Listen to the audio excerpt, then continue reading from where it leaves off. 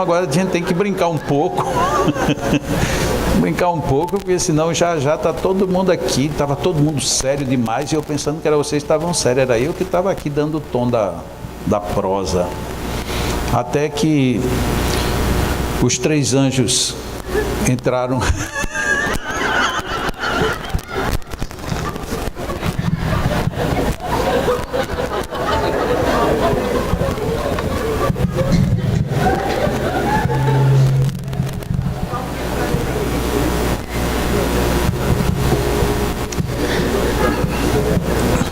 Não fiquem chateadas não, porque como ninguém viu, ninguém sabe quem foi, então deixa pra lá.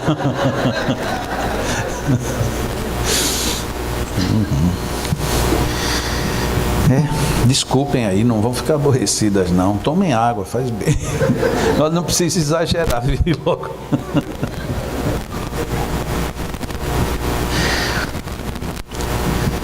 Então, voltando ao nosso assunto mais grave, a depressão, nós nos deparamos com esse fato.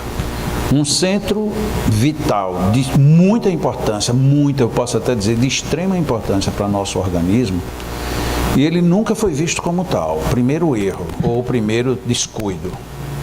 E depois, quando a gente descobre isto, em vez da gente ir buscar o que falta, primeiro a gente passou um período de brigas. Não, mas o esplênico não tem nada com isso. Não, mas por que agora ter que falar isso do esplênico? E quem foi que disse que ele está inclinado? Digo, bom, quem não tem tato magnético que enfrente o problema. Mas quem tiver tato magnético, teste. Procure para onde ele irradia. Não, mas porque no livro diz, sim, no livro, eu tenho um livro que eu conheço, o tal do passe, que diz que o gástrico está lá embaixo. E daí? E o gástrico não está lá embaixo, mesmo o livro passe dizendo isso. E quem foi que escreveu o passe? Um tal de Jacó. Pronto. Estava errado. E daí? Só porque está no livro agora é certo? Não é bem assim que funcionam as coisas. Vá lá, experimente. Então esse esplênico está lá inclinado. Não, mas não tem nenhum livro. Tá bom, você quer que eu escreva um livro para dizer isso? Eu escrevo, ponho e a partir daí já tem um livro que diz. Como tem uma pessoa que uma vez me escreveu dizendo assim, me diga um livro confiável em que eu possa encontrar esse assunto. Aí eu disse, tanto faz o Cure-se como o Manual do Passista, qualquer dos dois. Aí ele me respondeu, disse, não, mas eu quero um livro confiável. Eu digo, os únicos confiáveis que eu conheço são esses dois. Aí ele me respondeu ainda, ele levou o negócio a sério. Você é mesmo muito arrogante. Eu digo, sou, mas o livro confiável que eu conheço é esse daí. Bom, o que você quer de chamar de livro confiável? O que é confiável para você? Pode ser que seja diferente do que é para mim. O livro que eu escrevi no meu melhor espírito de honestidade. Ah, mas Jacó, mas depois você corrigiu lá na frente. Sim, porque naquela época eu via até ali. Agora eu já progredi, já mudei, e daí? Ele não deixou de ser confiável. Ele é honesto. Aquele livro Cure-se, por exemplo, eu escrevi aquele livro porque eu mudei de editora na época, e a editora queria um livro meu sobre magnetismo, sobre passes. E eu digo, já sei como é que eu vou fazer. Eu tenho muitas perguntas, durante 11 anos eu acumulei perguntas de seminários, eu guardava todas. E eu digo, já sei o que eu vou fazer, eu vou pegar essas perguntas e vou colocá-las em ordem e vou fazer um livro respondendo essas perguntas. E foi o que eu fiz, eu coloquei numa ordem as perguntas, a maioria, mais de 80% das perguntas do livro Cure-se são tal e qual elas foram feitas em seminários. Então eu coloquei as perguntas que o público fazia e alguns assuntos para fechar, eu coloquei umas perguntas só para completar o assunto, para não ficar ou solto ou uma resposta longa demais. A resultado terminou dando aquele livro dessa grossura, que por irônico que possa parecer, é o livro que mais vende hoje de paz. Mesmo ele sendo grosso, espesso, que nós não gostamos de livro espesso, a gente gosta de livro fininho. Mas aquele livro, por exemplo, vende mais do que o Manual do Passista. Por quê? Que quando você abre, você diz, nossa, essa pergunta eu ia fazer. Sim, mas não foi inteligência minha. foi alguém que já fez, e fez num seminário igual você está fazendo. Então você vai encontrar muitas perguntas que você faria do jeito que você faria, está lá. Por quê? Porque foi desse jeito que ela foi feita. E eu respondi com toda essa honestidade, e as pessoas perguntam para mim, então eu quero um livro confiável. Leia o Cure-se, esse é confiável. Ah, mas eu quero um outro. O outro eu não sei, eu sei esse daí. Lógico que eu dei o primeiro, os de Allan Kardec. Não, mas Allan Kardec eu já li tudo. O que me dizem isso é um negócio impressionante. Você leu tudo? Então olhe na revista de... Aí eu também faço propósito. Pegue a revista do ano de 1863. Tem uma revista que trata desse assunto, mas eu não digo nem qual é o... Não digo nada, só digo isso. A pessoa não acha. E não acha por quê? Porque nem leu, nem tem, nem vai ler. Ela quer tudo mastigado. Isso é uma coisa muito comum. Eu recebo muitas cartas, muitos e-mails me perguntando perguntas que estão no livro Cure-se. Antes eu tinha um trabalho de abrir o Cure-se, ia lá no PDF, pegava a pergunta, colava, está aqui, ó, no livro tem essas e tem outras. A pessoa logo em seguida me mandava outra, mas eu também tenho outra dúvida, que era uma outra pergunta. Como hoje eu tenho um volume de e-mails muito grande, mas muito grande, não dá para eu fazer colagem de perguntas para cada pessoa que me escreve. Então, se é uma pergunta que não tem livro, alguma coisa pontual, tal, eu respondo. Do contrário, eu digo, olha, isso aí está no livro Cure-se, Cure pelos Passos. Ah, mas eu não tenho tempo de ler o livro. Pois aí, eu tive de escrever, então... Escrever dá mais trabalho do que ler. Então, vá lá, procure. O outro chegou e disse, não, mas é porque na minha cidade não tem o livro para vender. Ele escreva para esse endereço aqui que eles lhe mandam. Mas você não podia mandar um de brinde para mim? Não, não posso. Porque se eu mandar de um brinde para por que eu não mando para todo mundo? Então, não tem chance. Desculpa aí essa microconfissão, mas... Às vezes as pessoas não querem estudar, não querem entender, não querem nada. Querem que você resolva. Descasque a banana, machuque, ponha Nescau com leite ninho e leite condensado e ainda dê na sua boca. Não, já... Vamos fazer diferente. Vamos estudar todos. O fígado. O fígado é o órgão principal do esplênico. Então quer dizer que o esplênico entra no fígado? Não, ele entra no baço, praticamente à altura do baço. A gente diz entrar no baço por força de expressão. Mas o principal centro é o fígado. Qual é o órgão que a gente mais descuida dele na nossa vida hoje? Por incrível que pareça, é o fígado. Além de todas essas comidas que eu já falei, todas as gorduras que a gente não deveria comer, a gente come. Todos os excessos, tudo vai passar por ali, tudo. Ele vai ser responsável por um grande processo na nossa vida inteira. E está lá o fígado no sacrifício. Lá em Portugal, é pior ainda falar desse assunto, porque em Portugal todo mundo bebe, sem exceção, mesmo criança. Você já nasce e os pais já lhe empurram vinho porque você tem que beber vinho. Na desculpa de que isso faz bem para a saúde. Faz bem para a saúde é suco de uva natural, isso faz bem para a saúde. Teve álcool, já começou a descompensar. A nossa natureza humana, ela não foi feita para estar convivendo com o álcool. Já basta todo o processo metabólico que o organismo já tem que fazer. Quer tomar algo para proteger-se? Tome suco de uva pura, da preta. Aí você está fazendo bem. Não, mas uma taça de vinho não faz mal a ninguém. Pois é, não faz mal a ninguém, nem bem. Porque o bem que faz na taça de vinho está na uva, não está no vinho, não está no álcool. Ah, mas isso é muito purismo. Bom, é purismo ou não, estamos falando de uma coisa objetiva. Você quer realmente a sua saúde ou você quer tomar uma? Se você quer tomar uma, aí é um problema seu. Mas, Jacó, e uma cerveja no final de semana? Eu digo, uma cerveja no final de semana é realmente, se você não tomar, você morre, não é isso? Não, não é bem assim. Bom, então uma cerveja no final de semana lhe faz muita falta. Você passa a semana sem poder trabalhar. Não, é só uma cervejinha, só para... Quer dizer que se você não tomar a cervejinha, você não morre. Não, claro que não. E não vai ter problema para trabalhar durante a semana, estudar? Também não. Então, para que tomar cervejinha? Qual é a razão? Com todos os defeitos, um Guaraná Antártica é melhor. Pelo menos você toma sem arder. Porque a cerveja é boa se ela vier estupidamente gelada, você suado, cansado, aí você toma aquela coisa, suado, cansado, qualquer coisa é boa, até lama. Não é só cerveja. Aí a gente fica arrumando desculpas. Quer dizer, Jacó, então que um magnetizador não pode tomar assim nem pode? Claro que pode. No dia 24 de dezembro, tome meia taça de champanhe. Pode tomar. Pronto. Não, mas e durante a vida?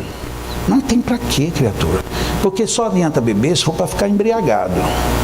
Não, também não. Pois, não é para ficar embriagado? Então perdeu o sentido da bebida, tira. Então quer dizer que você acha bonito uma pessoa embriagada? Não, eu acho uma pessoa embriagada um idiota.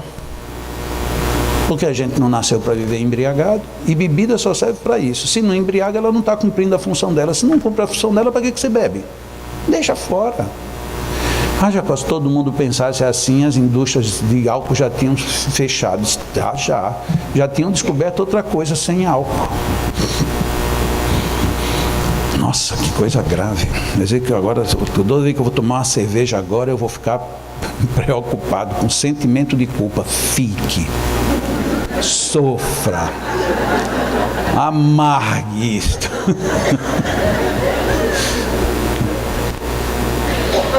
Não tem muito, não venha pedir meu aval, que eu não dou. Não dou meu aval para ninguém. E dou a meia taça de champanhe, uma meia taça normal, por favor. Vou até dizer, porque um dia uma pessoa me apresentou uma taça desse tamanho. Meia taça já era a garrafa inteira. Então, vamos lá, uma tacinha normal, daqui é bem fininha, que cabe bem pouquinho, que mexe em metade de espuma, que depois desce. Pronto, aquilo ali. Aí pode tomar de hoje eu vou me embriagar, porque Jacó disse que eu posso. Pronto, meia taça. Passou disso aí, a responsabilidade é sua. E agora eu tenho uma sugestão. Se por acaso você tiver trabalho magnético naquele dia ou no dia 25, deixa a meia taça para o ano que vem. E aí já... Beleza? Com isso, não é uma posição quer dizer então que a pessoa bebeu uma cerveja, ela está contaminada o resto da vida? Não, não vai estar. Mas ninguém bebe 2 cervejas sem antes ter tomado uma. Você só toma a segunda se tomar a primeira. Você só se torna um alcoólatra se você começar tomando de pouquinho. Ninguém se tornou alcoólatra na primeira vez que bebeu. Porque a primeira vez que a pessoa bebe, a pessoa joga fora, aquilo irrita, é ruim, é desagradável. Aí você vai insistir, não, todo mundo bebe, eu vou também, até que você se acostuma. Ontem, na hora do jantar, eu estava conversando com uma amiga, e ela disse, não, isso aqui é muito bom, eu já me acostumei. Eu digo, olha, uma comida para você se acostumar, para dizer que ela é boa, isso você não oferece para um amigo, você oferece para o inimigo. Olha, isso aqui é muito bom, levei 2 anos para me acostumar com isso, então não ofereça, pelo amor de Deus, porque isso é meio desgraceira, né? A mesma coisa é a bebida. Tem gente que passa a vida toda para se acostumar com aquele negócio. Aí quando se acostuma, vem fazer um seminário como esse e recebe uma notícia dessa, já desiste de tudo, pronto, já fica tudo esclarecido. Porque o álcool, além de todas as outras implicações, o álcool detona o fígado. Detonando o fígado, cria embaraços no sistema esplênico. E o sistema esplênico atrapalhado, ele vai lhe atrapalhar lá na frente. Não quer dizer que quem bebeu uma taça de vinho vai entrar em depressão. Mas se a gente analisar com frieza, o que é uma ressaca? A ressaca é a exteriorização de um sintoma depressivo do sistema seu sistema, e aí incluindo o sistema imunológico. A ressaca é um prelúdio de uma depressão. Então você fez alguma coisa, entrou num índice de ressaca muito alto, a natureza está dizendo, olha o que foi que você fez. Mas eu não faço ginástica e de repente fui para uma academia, fiz 1 hora de ginástica. Coitado de você. Seu organismo vai entrar numa zona de depressão. Por quê? Porque você atiçou ao máximo um sistema que estava parado. E eu não estou falando aqui do sistema muscular, que esse é natural. Eu estou falando do sistema seu de defesa. Ora, seus órgãos estavam quietos meses, anos. De repente você expõe ele a um exercício, levanta, vai para aeróbica, vai qualquer coisa. No outro dia você está todo dolorido. E de onde vieram essas dores? Dos movimentos. E quem foi que fez isso? O seu sistema imunológico. Meu sistema imunológico que vem do esplênico. Quando a gente começa a perceber isso, a gente começa a entender por que a depressão tem avançado tanto. Porque a gente está vivendo uma vida hoje extremamente desgastante desse sistema. A gente vive sobreexcitado e ainda por cima, quando alguém impõe droga no processo, aí sai de fora. Por que uma pessoa que se droga cada vez mais? Primeiro porque ele tem a sensação de prazer. Uma sensação ruim, porque daqui a pouco ela passa. E como ela passa, você quer outra. E quer outra, e quer outra, e quer outra. E isso vai chegar você aonde? Fora de todos os outros problemas, leva você para o estado de desespero e dele para o estado de depressão. Por quê? Porque o sistema esplênico já travou todo. Então, a serotonina, ela não chega no cérebro em quantidade suficiente. Por quê? Porque a maior quantidade de serotonina que o organismo produz é no sistema digestório. Para passar do sistema digestório para o cérebro, tem que passar pelos filtros. Que filtros? Sistema esplênico. Então a medicina tem razão de dizer que está faltando serotonina? Tem razão. Mas a pergunta não é essa. Por que está faltando serotonina? Esta é a pergunta. De onde vem ou de onde deixou de vir a serotonina? Por que não chega em quantidade suficiente? Quem está impedindo isto? O sistema esplênico. E aí a medicina se vê num conflito, porque ela não reconhece isto. Ela reconhece órgãos. Sistemas vitais não faz parte do currículo da medicina. Enquanto a medicina lida com o corpo, ela se dá bem sempre. Sempre. Quando ela lida com esse sistema energético, fluídico, a medicina falece. E aí a medicina muitas vezes trabalha colocando o organismo sob compressão. Então você comprime, uma pessoa em depressão, você comprime com química. E aí a química tem que fazer aquilo que um sistema que não é reconhecido deveria estar fazendo naturalmente. Levamos para o centro espírita e vamos agora fazer o quê? De saída, tratar do sistema. Qual sistema? Esplênico. É o primeiro ponto de partida. Ontem eu falei de que quem sofre dengue fica mais exposto à depressão. Por quê? Porque a dengue enfraquece o fígado, enfraquecendo o fígado compromete o sistema esplênico. Alguém não deve tomar muito paracetamol, porque o paracetamol degenera o fígado, degenerando o fígado, degenera o sistema esplênico. E degenerando o sistema esplênico quer dizer pelo menos duas coisas. Cria um conflito violento na área psíquico-emocional, porque você começa a se desconhecer, e na parte fisiológica, compromete todo o sistema imunológico. Aí você fica fraco por um lado, fraco orgânica, fisiologicamente, e fraco psíquica, emocionalmente. Qualquer tropeço, você cai. E aí você entra em depressão e não sabe por quê. Porque o sistema não está mais deixando fluir as energias. E com o agravante, quando consegue descompensar o cardíaco, isso é um agravante violento. Porque aí você já não tem qualquer princípio de emoção. Não é mais uma emoção ruim. Você perde a emoção. E a pior delas, a emoção de viver, desaparece. E na hora que desaparece a emoção de viver, desaparece a vida. O que tem você acordar e dizer assim, mas eu quero continuar dormindo? Aí você fecha os olhos para continuar dormindo e você na mesma hora pensa, mas eu quero ficar acordado. Aí você abre os olhos para ficar acordado, aí naquele momento diz, não, mas eu tenho que ficar dormindo.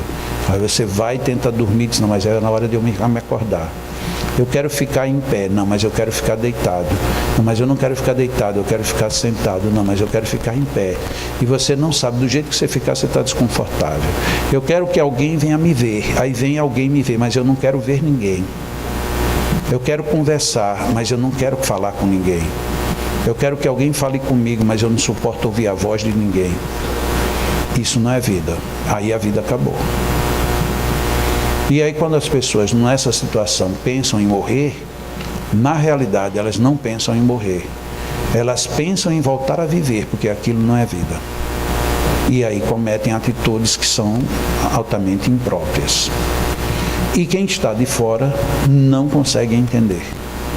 Porque a gente acha que é frescura, a gente acha que é exagero, a gente acha que é porque não se dispõe a fazer, é porque é acomodado, é porque isso, é porque é inconformado, é porque é obsessão, é porque aí a gente arruma milhões de porquês.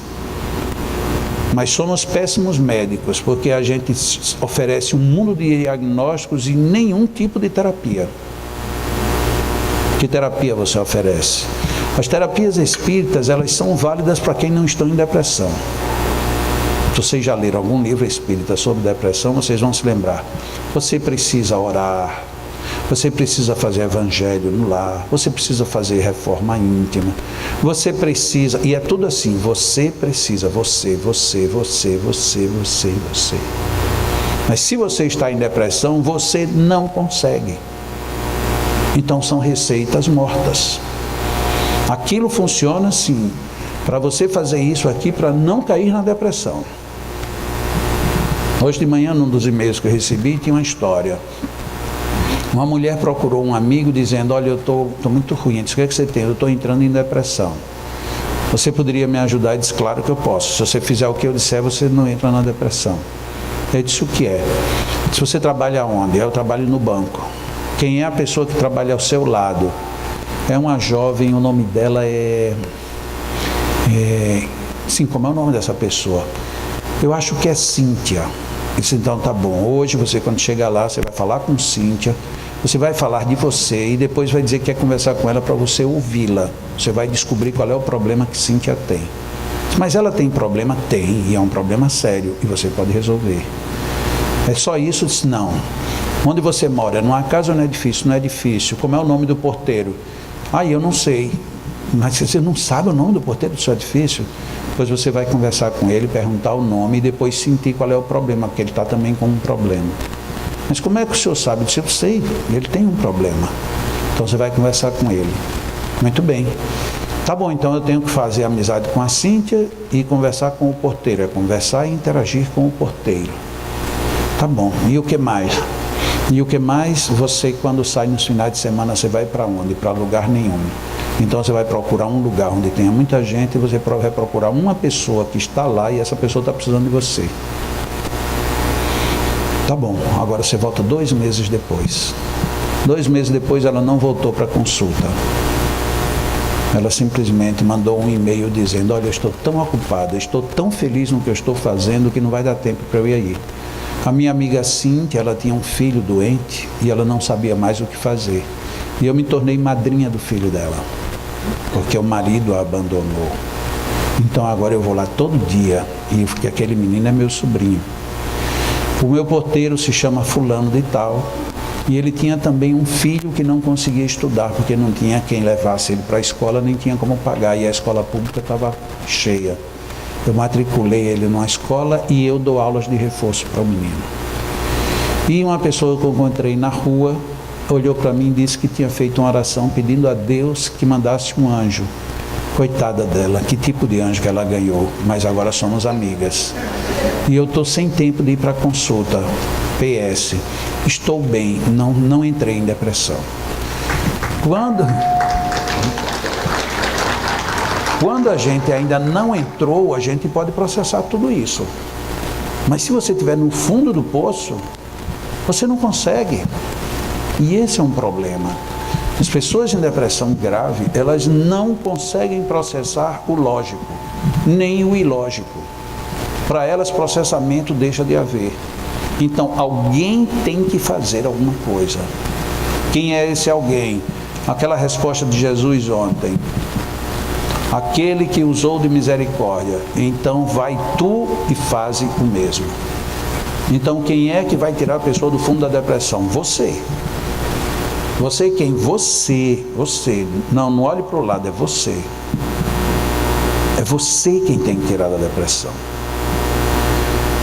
Mas o que eu vou fazer? A pessoa está no fundo do poço, eu jogo uma corda? Não. Para que serve uma corda? A pessoa caiu, está lá no fundo do poço, perna quebrada, braço quebrado, dor nas costelas. Como é que ela vai subir numa corda? Não jogue corda não, quem está no fundo do poço não precisa de corda não.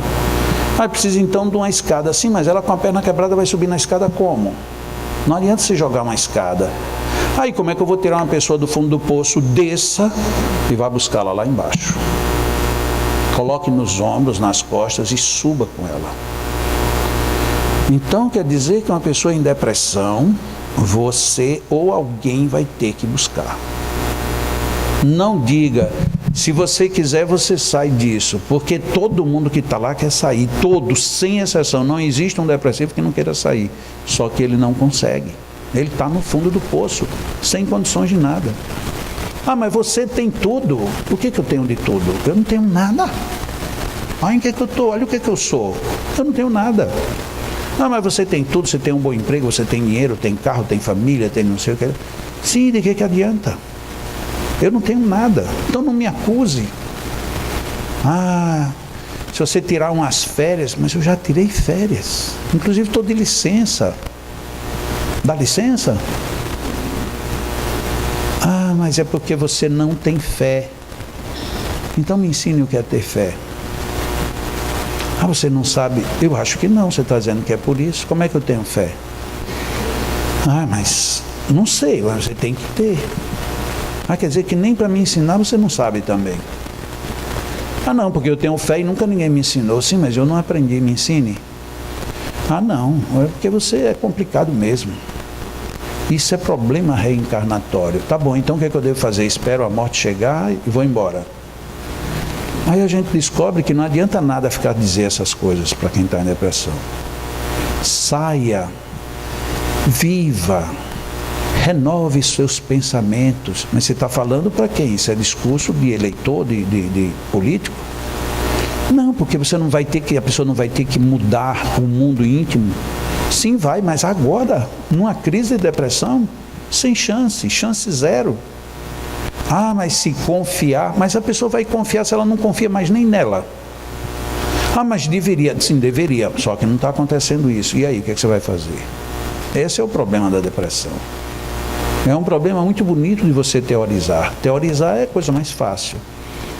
Eu fui fazer no interior de Pernambuco um seminário sobre depressão. E a Federação Espírita de Pernambuco mandou uma correspondência para o centro onde eu fui. Eu estou dando os nomes porque isso eu tornei público, porque o negócio foi tão agressivo que eu terminei tornando público num artigo. Inclusive citando o nome da diretora e tudo. Porque ela chegou ao absurdo de dizer que ninguém tinha que estudar isso, que a depressão é uma responsabilidade dos médicos. Se alguém tiver depressão, vá para o médico. Que o centro espírita pode estudar tudo, mas a prática não é devida ao centro espírita. Eu digo, nada como tão bom se a mãe dela entrasse em depressão, né? Porque aí talvez ela mudasse de ideia. Quer dizer que você vai para o médico com depressão, e a depressão é uma doença do quê? O que é que mais se diz dentro de uma casa espírita? A depressão é uma doença da alma. E o médico se formou para tratar da alma? Aonde? Em qual faculdade? Quer dizer que você, como casa espírita, vai tratar de uma doença da alma, mas você diz que não é para tratar. Dê licença. Eu vou tornar isso público. E ainda por cima porque ela teve a ousadia de citar meu nome. Na hora que ela citou meu nome, me deu o direito de tornar público a coisa. Não, porque a gente tem grupos de estudos, a gente estuda, mas a gente estuda para saber, porque a nossa função é doutrinária. Eu deixei de entender espiritismo. Quer dizer que eu vou estudar, vou aprender, e depois eu vou guardar numa gaveta, porque eu não posso usar. Aí, nesse caso, eu vou deixar de ser espírita e vou ser médico. Porque o médico, chega alguém num plantão, chega alguém numa urgência, chega alguém numa UTI, você não pede carteira de identidade, não pergunta se tem religião, de onde veio, onde nasceu, no que você acredita, nem o que deixa de acreditar. Eles simplesmente atuam, tentam lhe recuperar e fazem o melhor possível. E quando termina, muito bem, tome esses medicamentos e cuide para não cair outra vez. Mas não vem com sermão. Na casa espírita a gente começa com um sermão. Ah, você tem que vir assistir às reuniões, tem que participar do ESD, tem que fazer isso aqui, tem que ajudar nas visitas da favela, tem que participar com seus filhos da evangelização, tem que isso, tem que ter reforma íntima, tem que ouvir palestra toda semana, tem que isso. Tá bom, e quando é que eu vou ficar curado? Não tenha pressa. Ah, certo. Sim, mas eu estou doente, eu estou precisando sair dessa crise. Ah, mas isso aí, Deus vai lhe mostrar um caminho. Ah, eu pensei que o caminho já era esse. Então, se Ele vai mostrar é porque também não é esse. Aí você não pode dizer isso, você tem que pensar e guardar. Convenhamos, tem alguma coisa fora do lugar. Uma pessoa em depressão, você já tem um modelo. Como é que o modelo surgiu? Depois que eu fui convidado para fazer uma prece, uma palestra, me preparei muito, fiz a palestra, fiquei desconfortável, porque quando eu me preparei durante 30 dias. Terminou, me senti desconfortável, porque alguma coisa faltava na palestra, eu não sabia o que era. E eu reclamei a Deus. O Senhor disse que quando a gente procurasse, acharia, se batesse, abriria. O Senhor disse pelos espíritos do Espiritismo, de que todo homem sério, quando busca alguma coisa de forma séria, os sérios espíritos lhe mostram. E eu fiz tudo isso e o Senhor simplesmente me deixou ir fazer uma palestra sem saber o que faltava. Faça-me o favor de me dizer o que foi que faltou. Passei um dia trabalhando, no outro dia acordei no fundo do poço.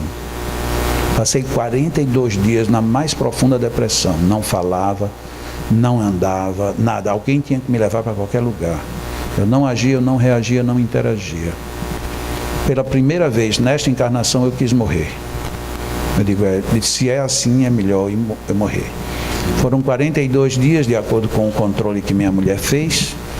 Esses 42 dias foram decepcionantes porque os companheiros iam me aplicar passes e eu piorava. E os remédios não funcionavam.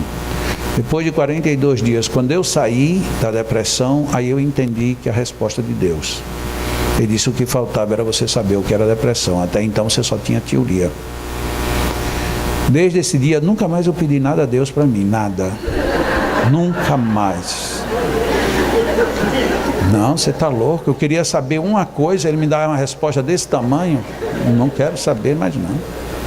Meu acordo com Deus é meio distante. É assim: Senhor, mande paz para a humanidade. Pronto. Eu me lembro aqui o ano passado em São Paulo, estava o mundo todo porque o reservatório de água já estava no nível 3, já estava... Vocês lembram disso? Eu me lembro. As notícias em São Paulo, pronto, São Paulo vai morrer todo mundo de sede. Mas o que tinha capela, centro espírita, corrente de oração, eu digo, vai dar zebra. Vocês estão pedindo água demais, cuidado. E não deu outra, quando a chuva veio, até hoje os respingos acontecem o que aconteceu esse final de semana aqui em São Paulo, né? Aquilo ali é só o respingo ainda daquelas orações do ano passado. Cuidado quando vocês pedirem as coisas, porque é complicado. O homem é exagerado. A medida dele é maior do que o que a gente imagina. Aí você pede: Senhor, me dê um emprego, cuidado. Tome cuidado, não fale assim com ele não. Preste muita atenção quando falar com Deus. Deus, olha Jesus, que era o mais esperto de todos. O mais esperto, Jesus, em vez de dizer: Senhor, me dê isso, não, disse: Senhor, seja feita a vossa vontade. Pronto, pronto, eu não vou me meter na sua vontade de jeito nenhum. E mesmo assim terminaram crucificando o homem, imagina só. Então, é melhor com Deus a gente ir devagarzinho. Deus é caprichoso. Eu conto sempre que nessa época, quando eu saí da depressão, tinha uma amiga minha com esclerose lateral amiotrófica, uma doença degenerativa, progressiva, irreversível e fatal. E aí eu estava querendo ajudá-la de qualquer jeito. E um dia, nas minhas preces, eu estava ali: nossa, eu preciso ajudar minha amiga Lídia e tal. Dó, Senhor, pelo amor de Deus, não me diga nada, deixa que eu vou descobrir sozinho. Não quis a ajuda dele. Até hoje eu tenho dificuldade ainda para chegar numa conclusão maior, porque eu disse: não, pode deixar eu demorar, não mande nenhuma dica não, pode deixar, porque se ele mandar uma dica, eu vou embora. Inclusive lidar com o mundo espiritual é um negócio meio complicado. Vocês acham fácil, mas eu acho difícil, acho muito difícil. Vejam bem, minha mãe desencarnou tem 3 anos e meio. Não chega nem a 3 anos e meio, 3 anos e 2 meses. Até hoje eu sinto muita falta dela. Minha mãe era uma mulher que complementava o mundo, não só o meu, ela complementava o mundo de muita gente. E ela se foi. E um dia, foi ano passado, acho que foi ano passado, final do ano retrasado, eu vinha vindo aqui até para São Paulo. E eu viria numa sexta-feira, na quinta-feira de tarde eu fui ao banco. E quando eu voltava do banco, meu coração deu uma disparada, do nada. E aí eu disse, meu Deus, o que é isso? Aí eu fui até em casa, eu estava perto de casa. E cheguei em casa, o coração não parava, mas era muito acelerado, 280, 290 batimentos por minuto. Começou a suar aquela sudorese violenta, eu tenho que ir ao hospital. E não tinha ninguém para ir comigo, aí eu fui. A minha mulher tinha viajado a Londres, porque a mãe dela mora lá, e ela tinha ido visitar a mãe pela primeira vez, lá em Londres. E inclusive eu disse para ela, dei um abraço muito grande, eu adoro minha sogra, digo ela que continue morando lá, que é um mundo de Paris, primeiro mundo. Não tem para que ela vir para o Brasil, deixa ela lá. Mas você veja como eu sou um genro amoroso, né? Desejo o melhor para minha sogra. E aí eu fui para o hospital. Quando eu cheguei no hospital, estava aquele protocolo, a sala cheia de gente. Aí eu fui falar com a moça, eu acho que eu estou precisando entrar aqui. Ela disse, não, o senhor aguarde aí que a moça já vem. Eu digo, esse negócio vai dar problema. Porque o coração não parava de jeito nenhum. E eu já estava àquelas alturas com uns 15 minutos e o coração acelerado demais. Aí eu fui, olha, me leve a mal, mas eu queria só que você pegue aqui no meu pulso. Na hora que ela pegou no meu pulso, aí já não fez mais nada, já me levou direto para lá. Aí já veio um médico, depois vem outro médico, aí começou a correria lá dentro. E eu digo, mas será que chegou a hora de eu ir embora assim? Mas do nada, eu ia viajar amanhã, minha mulher fora. Isso vai dar uma confusão tão grande aqui. Tá bom, mas se é assim... E eu estou lá deitado. Depois que já me deram primeiro uma injeção, não funcionou. Aí o médico foi e aplicou a segunda.